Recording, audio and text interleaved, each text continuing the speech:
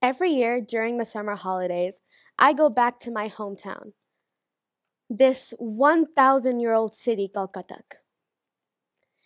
Right in front of my house, there used to be this little alleyway in which a little school was located. This school was actually a house that was later converted into a school. Every morning, without a doubt, I would always wake up to the sound of school bells ringing. I would often laze around in the morning, sitting on the swing in our balcony with a cup of tea in my hand, just watching these kids getting ready for school and hearing the chattering of little children. Throughout the day, I would often catch these kids trying to buy cheap candies from the store in our neighborhood. Even though it was quite bothersome hearing the sounds of school bells during the summer holidays, it was an awfully adorable scene, and I became used to it. It became routine for me. About 3 years ago, when I went back to visit my hometown, I noticed that I wasn't hearing the school bells. After doing some asking around, I discovered that the school had been closed down. I wasn't particularly shocked or surprised that the school had been closed down, but I was starting to miss my source of morning entertainment. After doing some more digging and some more asking, I discovered that the school had been owned by an NGO who was providing free education, healthcare, and clothing to over 200,000 kids across India. This particular school had about 70 students. On and off for about a year, there was huge discussion about the school being closed down and the children affected. You see, both my parents are teachers at this school, and so this topic would often come up during our dinner table discussion. After being exposed to so much discussion and debate, I started to sympathize with these children. I started to even blame the government. Now, I won't get into the politics as to why exactly the school was closed down, but it was completely absurd to me. About 2.5 years ago, as a grade 9 student, I was introduced to the MYP Personal Project, a project in which students had to create something based off of a topic that they were passionate about and then later write a report on.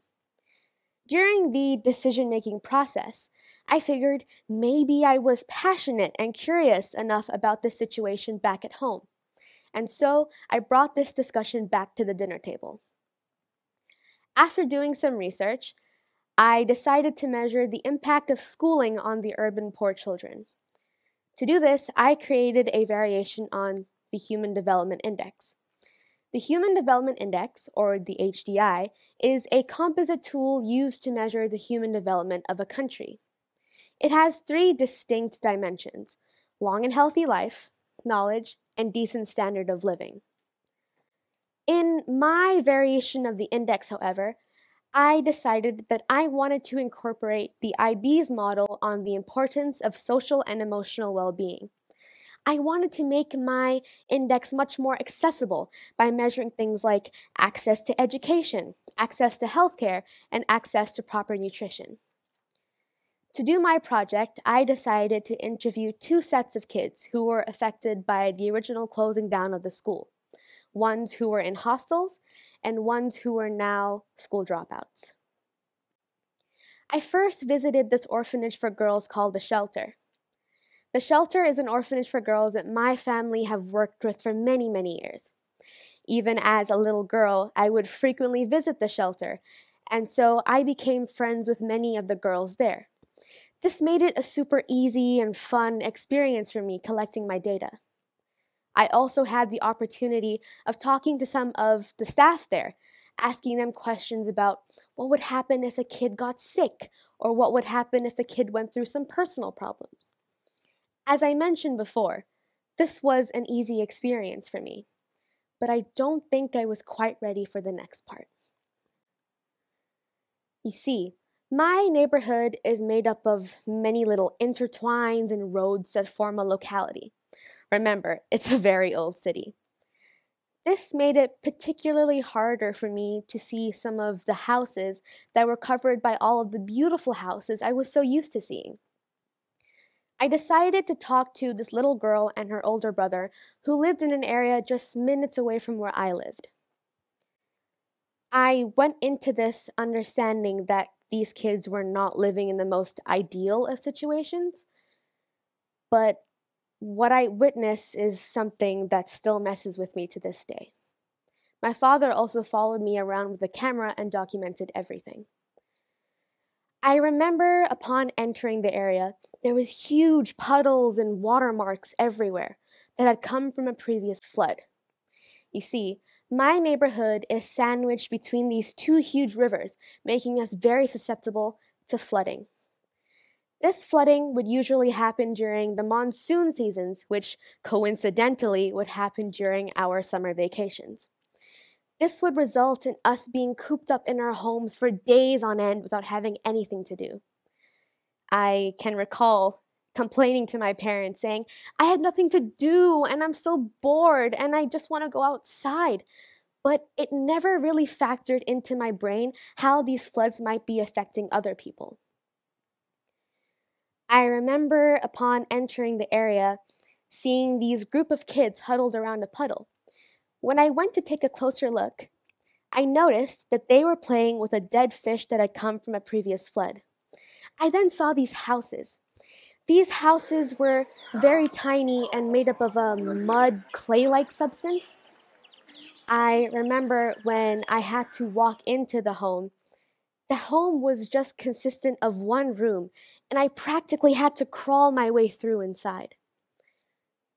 If the physical appearance of the place wasn't enough, the response of these kids became most intriguing to me. I remember asking this little girl what she wanted to do in the future as a job, what she wanted to do as a career choice. What she said was like a huge slap of reality in the face. She said that she wanted to be a housemaid. Now, I was expecting a typical childlike response, like, I want to be a doctor or I want to be a teacher. But what she said made me realize that this was the only future she could think of for herself, the only future she was exposed to, the only future she thought was normal. After talking to her brother, it made me realize that both of these kids missed school so much. Without school, they were only getting one meal a day, and that too a meal just consistent of rice and lentils. They weren't getting the proper nutrition they needed for their formative development. They missed the vegetables and the occasional chicken and fish they were getting from school. They even missed the free uniforms. This was just one of the similar stories I got from talking to these kids in the next few days. During this part of my project, I almost didn't have it in me to continue collecting my data. There was nothing for me to compare. I was obviously shocked and surprised by the responses of these kids, but what really messed with me was just how close I was to all of this. I would have never imagined that people were living in houses made of clay and mud just minutes away from where I was. In the 16 years I've been going back to visit my hometown, I would have never fathomed the idea that people were living in such terrible conditions. I mean, I knew that the issue of urban poverty was so prevalent in my city, but I didn't think these issues were literally right underneath my nose. It made me feel puny and spoilt. But with this feeling came a sense of purpose and strength. I had this newfound responsibility to at least try and make a little impact on these kids. These kids needed the education to break free from the cycle of poverty. These kids needed the health care so that they wouldn't be sick all the time. These kids needed the proper nutrition to feed their minds and their bodies. These kids needed to be taken care of. These kids and I were a reflection of the same community, and if so, why are these kids getting left behind? Today, I stand here, 2 years after my project has been completed, with a reason for hope for these kids. I have a vision of a future hope school that would help bring better dreams back into the eyes of these children. Even as I stand here speaking today, there are 2 NGOs who are interested in the proposal of restarting the school this year. But I won't depend on that. I know that this dream or this ambition has been chased as much as it can possibly can, and that there will always be another way. For the first time in my life, my school project mattered to me. Even as I completed my project and I discussed more and more with my parents, I started to realize this small thought, this small amount of time, this small project was giving me a strange sense of joy. As I stand here today, I want to tell each and every single one of you something. Never be afraid of giving. Make use of the opportunities around you, be it a school project or a charity that's open near your home, because trust me, opportunities are everywhere. We receive so much on a daily basis that giving even a tiny little bit could create a huge impact. As my grandfather always says, we all rise when we lift others. Thank you.